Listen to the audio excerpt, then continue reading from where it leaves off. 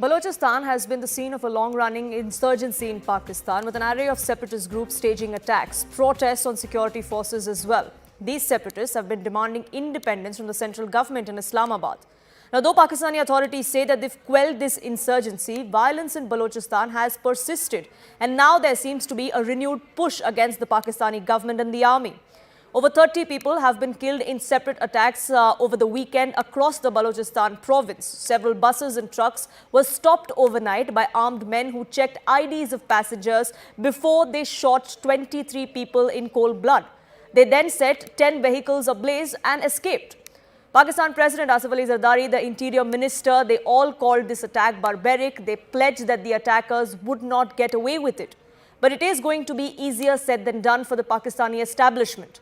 Here's what we've gathered from our sources within the Indian establishment here and the Indian intelligence sources. There is a black storm offensive that seems to be undergoing in Balochistan. This is a new leap as far as the Baloch struggle is concerned. The Baloch Liberation Army says that this is where they're now headed.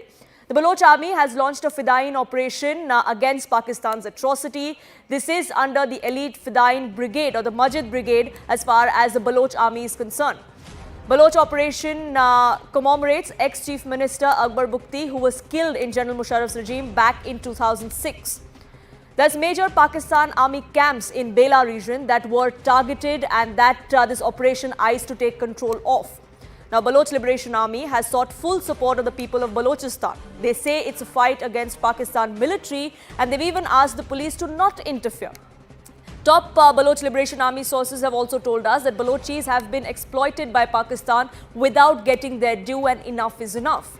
They've now sought to draw international attention to what they claim is Pakistan's illegal occupation and exploitation of their resources.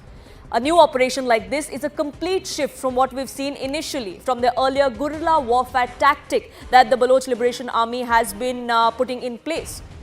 Now, this is an unprecedented operation as far as Balochistan province in Pakistan is concerned. This is what we've gathered from our sources within the intelligences here in India. The Baloch missing persons movement is now at its peak. The energy and coordination that we've seen in this particular attack over this weekend is the first time that we've seen as far as the rebellion in Balochistan is concerned. Baloch control over roads and highways is also significant, which is why, like I said, it's going to be easier said than done for the Pakistani establishment to quell this round of rebellion, this round of protests. The CPEC project could also be impacted, and what's at risk, of course, is the ties between China and Pakistan. This operation will also add pressure on the Pakistani army. It could force Pakistan to come on the negotiating table with the Baloch, and that is something that the Pakistani establishment is worried of. So what does this mean as far as Pakistan is concerned, and of course in the Indian context? Senior fellow ORF Sushant Sareen now joins us on this broadcast, getting us more perspective. Sushant Sareen, like I was pointing out, this perhaps is the first time that we've seen such a scale of an attack as far as the Balochi rebellion or uprising is concerned? No, there have been attacks and pretty ferocious ones in the past as well. But yes, I think the sheer scale at which this attack has been carried out, the kind of geography it has, simultaneously attacks carried out in various places, perhaps the first time. But I think, Poonam, over the years, what we have seen is that the Baloch freedom fighters have been gaining in capability. Their attacks are becoming more and more ferocious. And the kind of geographical expanse that they are now able to operate in. So it's not just the attacks which have taken place in various cantonments and against various military camps, but also the fact that, almost that entire coastal belt is now a sort of a no-go area, in the sense that they strike at will, they strike military targets.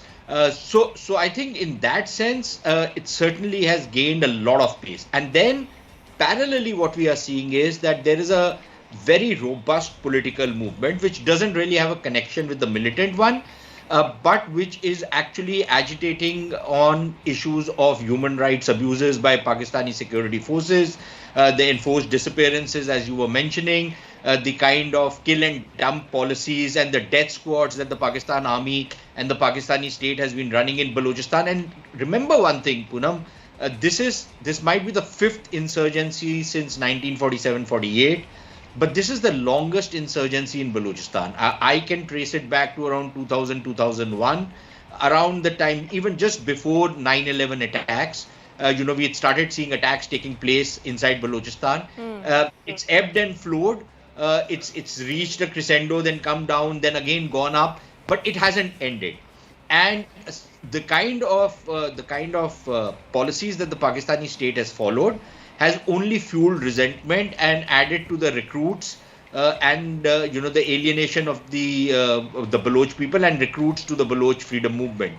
I think this is gaining strength, and I think what is very critical is this particular attack which was carried out against civilians, or at least they claim that they were civilians in the north of Balochistan. That is a predominantly Pashtun area. Now, the Pashtun areas and the Baloch areas are more or less mutually exclusive.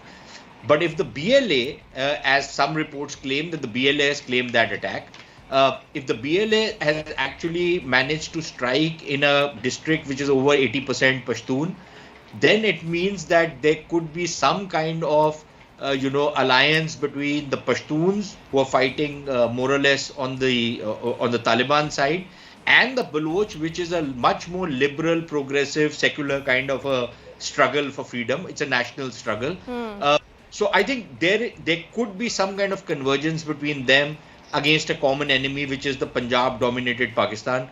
So I think there is something of that also that we are seeing. Now, why this creates a big problem for the Pakistanis is that we are already seeing a lot of violence and terrorist activity in the Khyber Pakhtunkhwa province.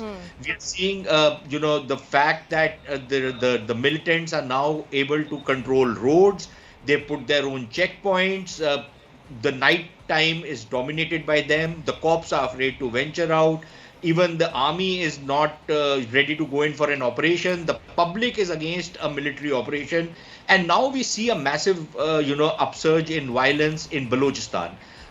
And if this starts happening, then it means that the Pakistan army starts getting occupied in both Balochistan as well as in KP at a time when its primary focus is Imran Khan.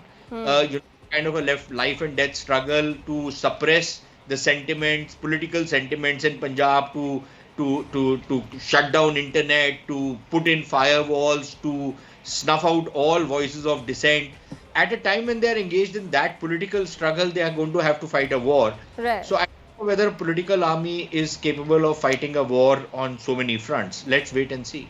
What would that mean for India, though, if at all there would be any thing that we need to be wary of, given that we're already seeing the kind of turmoil happen on the other frontier, which is with Bangladesh? If this is to spill over in Pakistan, is that something that India should be concerned about? If it comes to that, yes, but I think that probably still at some distance, that possibility. But I think for the moment, it gives us some breathing space in the sense that it gives us time to prepare our plan Bs and our action plans on what we will do if that unthinkable, eventuality arises, which you are mentioning, that, the whole damn country on our western side starts blowing up.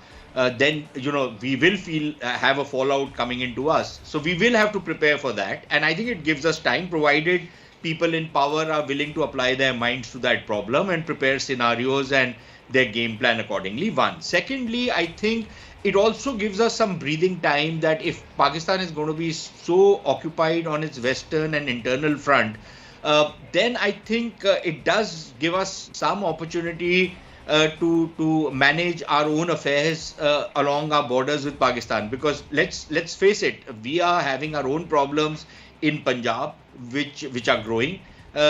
Kashmir is not entirely cleared up. I think we will have to wait and see, keep our fingers crossed that things move in the right direction in Kashmir. But it gives us that breathing space to fix things in these areas. So I think for now, frankly speaking, we don't need to shed any tears, because it's just deserts that's happening to Pakistan. It's they're receiving their comeuppance for the kind of bloody-minded policies they followed, not just against India, not just against Afghanistan, but against their own people, the Pashtuns and the Baloch, who are treated like something of lesser beings before the Punjabis. You know, that's always referred to in very patronizing tones that you are my brother and everything. They steal from their brother all their resources and then keep calling them their brothers and, you know, keep butchering them. So I think they're receiving their just deserts. I think from all available accounts, the cup of patience of the Baloch has runneth over. And clearly, if you look at the kind of response that the political movement is getting, these young women, very, very intrepid, very brave, very articulate young women who are leading the political struggle, look at the kind of response they are getting. Right. You know, you need to follow that and see that it's quite electrifying, the kind of response they are getting. And along with it, I think that's feeding into the militant side also, because it gives a lot of support to the militants from the people, you know, the people. Because look, remember, this particular attacks cannot take place until the people of the place are supporting you. They are backing you. They are hiding you. You know, this is not possible for any militant organization to operate endlessly without local support. And obviously, they are getting that local support, and they are getting it because the Pakistani state has been an exploitative and a repressive state. And people are rising perhaps up. has undermined them for far too long, which is why it has taken the shape of or the scale that we're seeing this time around. Where this goes from here on, we'll of course have to keep an eye out on. But for the moment, Sushant Sareen, thank you so much for joining us and sharing your perspective.